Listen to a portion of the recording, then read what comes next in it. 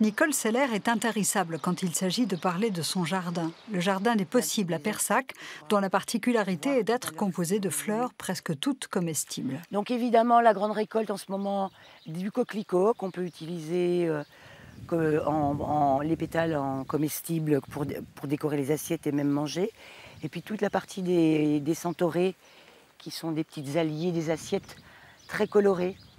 Des roses, de la sauge, du poivre, de la menthe, des coquelicots qu'elle cultive sans aucun produit chimique et qu'elle fournit aux cuisiniers qui savent ensuite les mettre en valeur dans les assiettes. Elles sont déjà uniques dans leur couleur, dans leur texture, dans leur feuillage, dans leurs fleurs.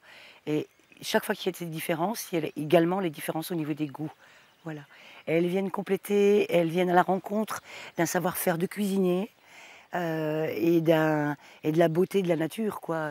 À Migné-aux-Anses, dans le jardin Solidarité, c'est le même principe, travailler la terre proprement et efficacement. Avec mes 60 mètres carrés, je peux faire plus de 200 kilos de légumes là. Ah oui. Oui. On essaie déjà de ne pas mettre de produits chimiques. Ça donne de temps en temps de très bons résultats, mais de temps en temps, on n'arrive pas. Il n'y a aucune récolte, quoi, en gros. Donc je viens ici, c'est surtout pour rechercher quelques petits conseils pour avoir à la fois une production intéressante et ne pas utiliser de produits.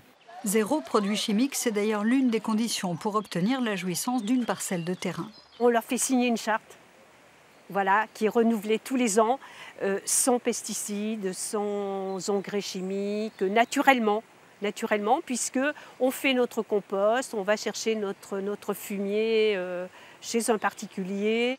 Si vous avez envie de découvrir les jardins au naturel, leurs portes seront encore ouvertes demain.